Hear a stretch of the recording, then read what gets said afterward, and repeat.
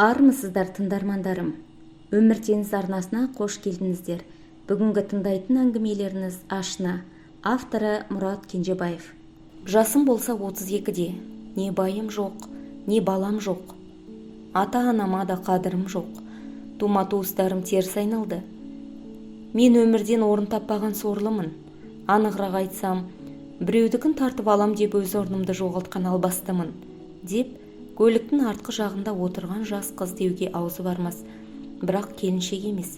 Себебі күйеуге шықпаған қарындас темекінің түтінін бұрқ-бұрқ еткізе маған қарап сөйлеп отыр.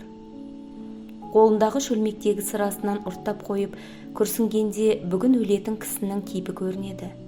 Оу, қарындас, сәл сабыр етіңіз. Біріншіден, атыңыз кім?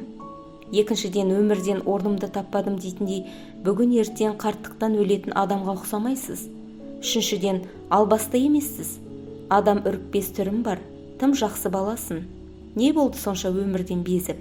Деп, темекі болмаса да қолындағы сырасын төкпей ішуге рұқсат берген такси клиентіме басу айтып сабырға шақырған болдым.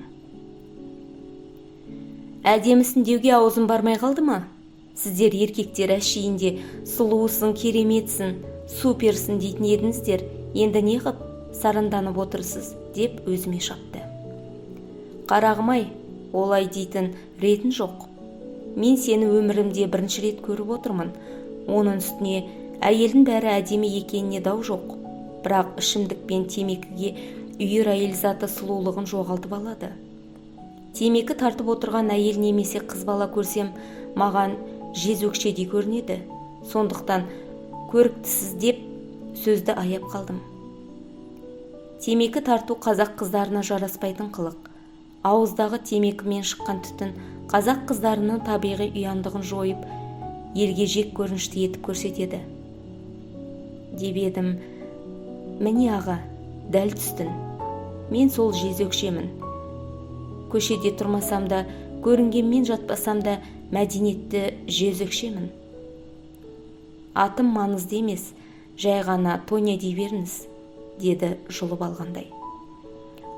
Қарындасым, өмір біраз жұлмалаған сияқты ғой өзіңді.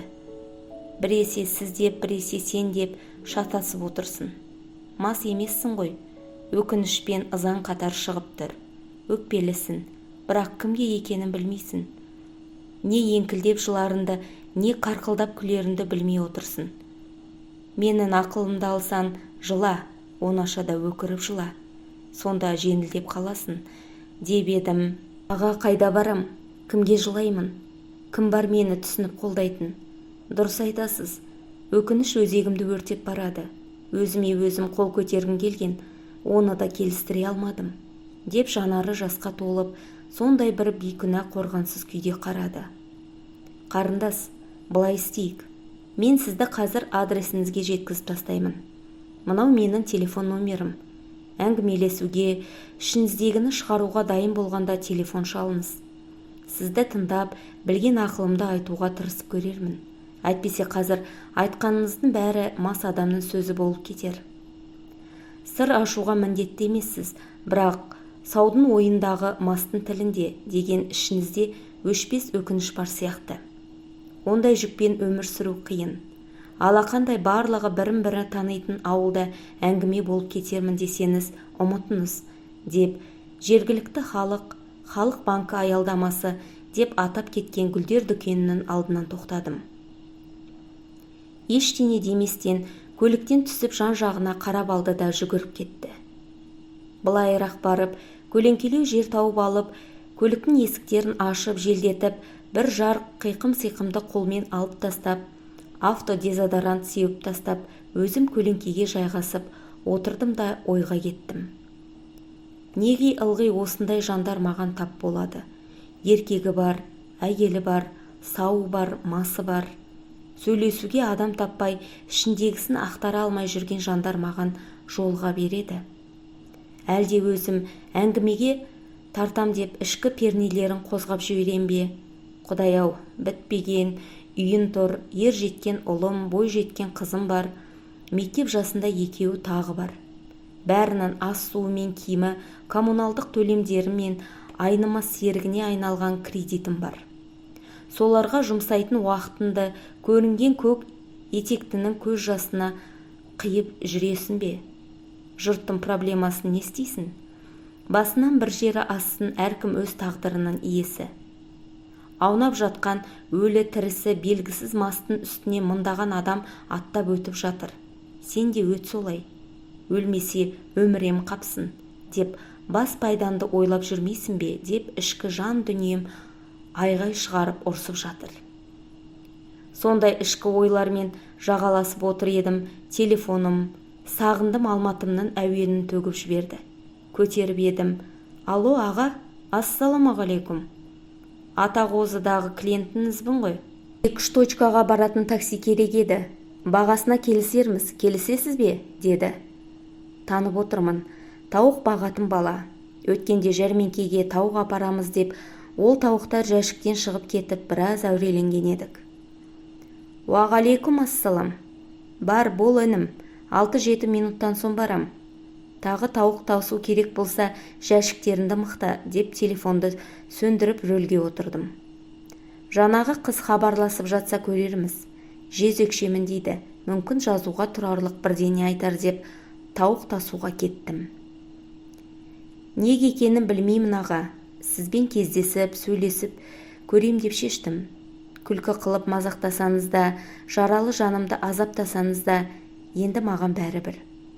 Мен бұл өмірге сыймайтын сияқтымын, деді көлікке отырар-отырмастан кешегі таныс Тоня. Жексенбі күні болғасын таксиге клиент шамалы болды. Одан қалса аспан айналып жерге түскендей ыстық. Индрайверден шыққан заказдарға бір құдай итеріп, бір құдай жетектегендей болып, селқос барып жүредім. Бейтаныс номер соғып, сәлеметсіз бе дегенде, даусынан кешегі Тоня екенін білгем. Кешегі адрес бойынша келуімді өтінді. Кешегідей емес, бір нәрсеге бет бұрғандай, даусы нәзік болса да, сенімді нық естіліп тұр. Солай келісіп алысқа ұзамай, жақын маңдағы 2 қабат корпус үйлердің көлеңкесіне тоқтағанбыз. Ағай, жақсы ит өлігін көрсетпейді деген, енді келем бе жоқ па кім білсін. Не болса да ішімдегіні айтып кетейін деп шештім, деді де қолындағы пепсиден ұрттап қойып әңгімесін бастады. Аға, мен 19 жасымда программист мамандығыммен акиматқа бір бөлімге жұмысқа орналастым. Жасыратыны жоқ, көрер көзге көрікті екенімді сезетінмін. Мектепте де, мектептен сонда үйленейік деушілерден көз ашпадым. Ешкімге қарамадым. Шынымды айтсам, тенім деп есептемедім. Жұмысқа тұрғанда да қылтын-сылтын әңгіме айтып, әзілдесіп, іші бауырыма кіріп, менімен жақын араласқысы келетіндер көп болды. Бірақ өмір деген қызық нәрсе емес пе? Соншама бойдақ жігітті місе түтпеген жүрегім өзімнің 40-тан асқан бөлім бастығыма байланды да қалды. Бастығым сауатты, өмірді дұрыс түсінетін, бойшан, еңселі, ашан жүзді, артық еті жоқ мен үшін жігіттің сұлтаны болып көрінді. Аты да өзіне сай, арыстан еді. Ал әйелі керісінше жасына жетпей толысып кеткен, мінессіз, ешқандай өзіндік ойы жоқ. Жалпақ сары болатын. Менің бастығымның тені емес деп шештім. Бастығымды жағалап, алдынан былай да былай ойқастап көзіне түсуге тырыстым. Үмітім алдамады. 3-4 айдан соң бастығыммен ашық жарқын сөйлесетін жағдайға жеттім. Естігенім әйелі 4-ші баладан соң қант диабетімен ауырған. Қазір тек күтіммен жүрген адам екен. Арада жыл жарым уақыт өткенде андыған жау алмай қоймас деген бір күні түстен кейін ауыл сыртына табиғатқа шығып сыра ішіп отырғанымызда ол менің өмірімдегі алғашқы еркек болды. Мә, Тоня, сен әлі қызба едің, ойламаппын, не болса да таңғалдырдың, деп таңданысын жасыра алмады.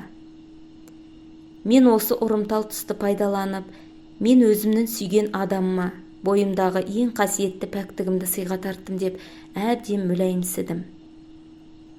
Мен оны шын сүйетініме өзім сенетін едім. Содан 1-2 күн өткен соң арыстан, Тоня, Мен саған бейжай қарамайтынымды білесің. Сондықтан саған сол күндері салмақ салмай жеңіл жұмыстар тапсырып, реті келсе демалыс беріп отырайын. Айлық циклың қай күндер еді дегенге қуанып бетінен шөп-шөп сүйіп алған едім. Сөйтсем, ол менімен есеппен қауіпсіз күндері кездесуді ойлаған екен. Біреулерден естісе де, әлде өзі сезіктенсе де, бір күні бастықтың әйелі келіп, оңаша сөйлестік. Аты Майра екен. Барынша бәсен, жанашыр тілімен айқай шусыз шешпекші болған сияқты. Тоня, сен түсінде дұрыс шешім қабылда. Біреудің байы саған бай болмайды. Басын жас, атын шығып кетпей тұрғанда өз теніңді тауып ал, деді. Мендегі көкірек оны тыңдата ма? Оның солай сөйлеп тұрғанын өзімнің жеңісім деп ойладым. Бір жолата тұқыртып жолымнан алып тастамақшы болып, мен бір нәрсені түсінем. Ол арыстан екеуміз бір-бірімізді сүйетіндігіміз. Сен оның тені емессің. Оның қасында мен жүруім керек. Сен оның бағасын білмедің, араларын суып кеткен. Ол сенімен тек аяғаннан тұрып жатыр. Онда саған деген сезім жоқ, болғанда емес, деп көкідім. Себебі бір сөзінде арыстан арадағы әңгімеміз азайды, бұрынғыдай алып ұшқан сезім жоқ, деген болатын. Майра маған түсініксіз бір түрлі сөзбен, көзбен қарап тұрды да, Тоня, сен өзіне не ой құрастырып алғаныңды білмеймін. Бірақ арыстан үйден кетпейді. Себебі ол балаларын жақсы көреді. Біреуді жылатып, екінші біреу бақытты бопты дегенді естімеппін. Ал жалпы өзің қара. Мен айтарымды айттым, ескерттім. Арғы жағын өзің білерсің. Арыстан кетем десе аяғына тұсау болмаймын. Алимент сұрап айғайда шығармаймын, деп шығып кетті. Менің қуанғаннан есім шығып кете жаздады. Жиналыс жасап отырған арыстанның босауын тағатсыздана күттім. Әрбір минуты жылдай созылып, жиналыста бітті. Хатшы қыздың көзінше әлдебір қағаздарды ұстай кабинетіне қиялдың қанатындай ұшып кірдім. Кіргеннен отырған жерінде мойнынан құшақтап, жаным, екеуміздің жолымыз ашылды. Жана ғана Майран келіп, қажет болса алиментті сұрамаймын, егер қаласа рұқсат бердің қосылуларына деп кетті. Екеуміздің де арман ойымыз сол емес пе еді, деп қуантқалы құлақтарынан тістелеп еркелеп едім. Ол басын көтеріп маған тесіле қарап, ақыры шыдамай келген екен ғой. Солай деді ме? Рұқсат болса кете берсін деді ме?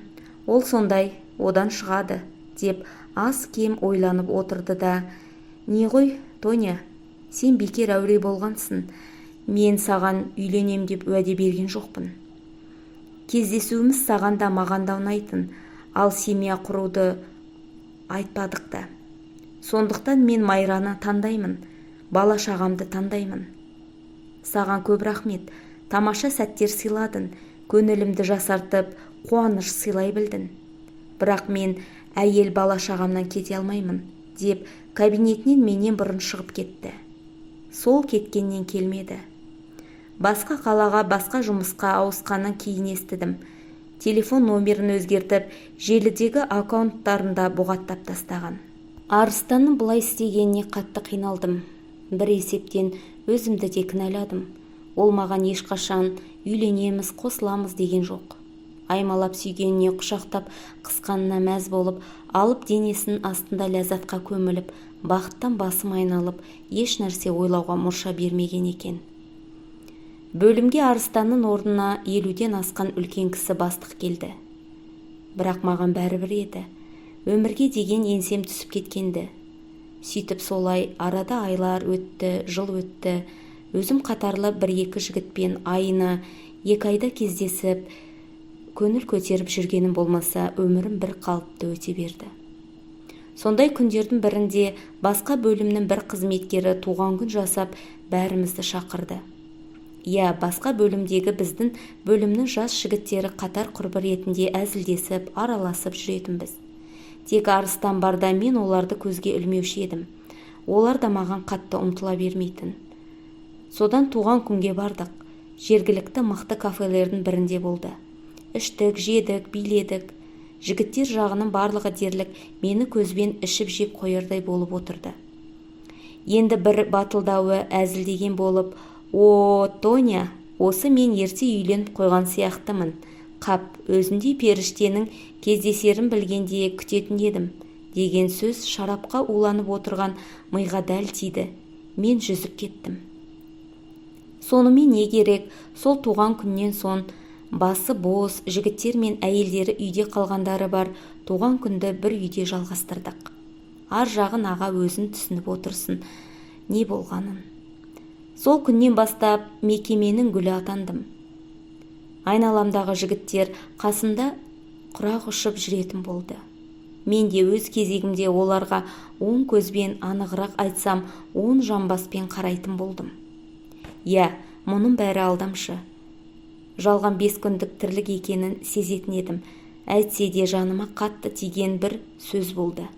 Ол мекеме жігіттері оңашада темекі тартып, қарқылдасып отырған жерге андаусызда барып қалдым. Мені періште деп қол жүгіртіп ойнап жүрген біреуі жігіттер Тоня көтенді ортаға алып бір отырыспақ жасамадық па?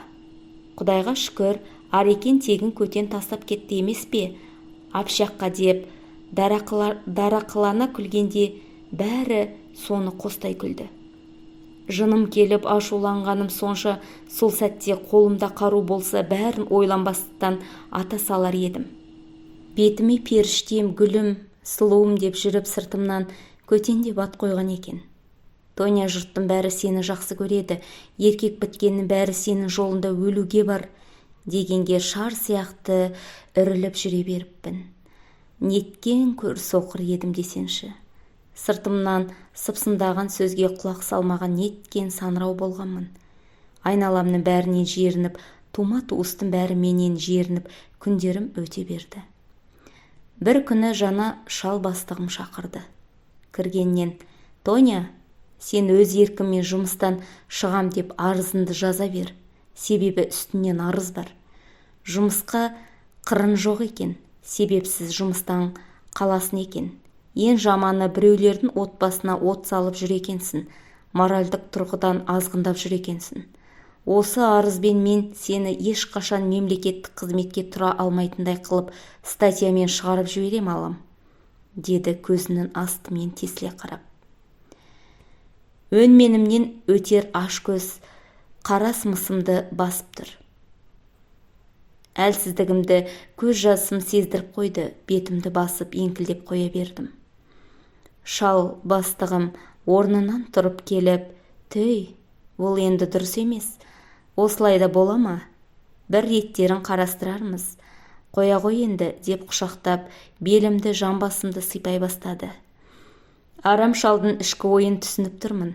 Бетіне ашып айтып, шығып кетем дегенше шал бастығым, «Тоняжан, өзін түсінуің керек. Жастар ол сұлулықтың қадірін білмейді. Ұшып қонған көбелек қой олар. Саған мықты емендей тірек керек. Қажет десе мен сені мансабынды көтеріп жібере алам. Сен тек жай ғана, ағай сізге сенем, десен, мен сен үшін тау қопармаймын ба?» деп ерсі ырсылдап қолын тұла бойыма жүгірте бастады. Сол сәтте өзіме өзім келген мен қолдарын қағып жіберіп, «Оңбаған иттер! Үлкенім бар, кішім бар, кәрім бар, жасым бар, түгел оңбағансыңдар. Сендермен жұмыстас болып көрінгеніне төсеніш болғанша кеткенім жақсы бұл жерден», деп кабинеттен шығып кеттім. Өзім отыратын столға келіп, жеке нәрселерімді жинақтап жатқанымда, бөлімдегі үлкен екі апай келіп мысқылдай, күстаналай қарап тұрды. Жынымның келгені сонша бар зәрімді соларға төктім. «Қаран, мысқылдан, кәрі қарғалар. Қарқылдан, мазақтан, өсектен. Бірақ бір нәрсені білін. Мен жастықпен істеген шығармын. ақымақтық қылған шығармын. Бірақ сіздер де бөтен еркекке бір жырпылдап қаласындар емес пе? Әсіресе ол еркек бастық бай болса, бала шағаларым бар, алдын келін алып отырсандар да, мансабы бар еркек беттеріне жылы қараса, майысып әлек боп қаласындар емес пе? Немене бүгін келіп құзғынданып тұрсыңдар? Сіздердің жиі айтатын цитаталарыңыз Моника Белучидің әрбір әйелде бір жезөкше жасырынып жатыр деген еді ғой. Бүгін келіп дым көрмегендей болып тұрсыздар. Дегенімде екеуі де қой құрсын пәлесінен аулақ деп зып етіп жоқ болды. Сонымен жұмыстан кеттім. Қалаға кеттім. Вахталық әдіспен жұмысқа тұрдым. Онда да үлкен мансапты кісінің арқасында. Бәріне сол кісінің арқасында төсек пен тән арқылы жеттім десем де болады. Содан жақында бір сыныптас құрбым, сыныптас бір жігіттің әлі бойдақ екенін айтып, шанс болса екеуінді қосып жіберейік. Демалысында ауылға келіп кетсенші дегенге сыныптас құрбыларымды көрейін дедім. Бір жағынан бойдақ жігітке тиіп отбасы болып кетсем дегенде есек дәмемем келгенім еді. Иә, сыныптастармен кафеде кездестік. Бойдақ жігіт те келді. Баяғыда мектепте жүргенде бар жоғын байқамайтын бозынбай болушы еді. Әлі де сол қалпында. Көп сөйлемейді. Жұрттың әжуа мазағын еркін қабылдап ыржиып қана отыр. Отырыспақтан соң онаша отырып сөйлесін деп сыныптас жігіттер жағдай жасаған болатын. Сөйлесіп отырғанда бозынбайымның сөзі бір жолата өлтірді мені. Тоня, суға кеткен тал қармайды дегенді түсінем, бірақ сен қармайтын тал мен емес. Сені алып неше адаммен бажа екенімді есептеп отырғым келмейді, ренжіме.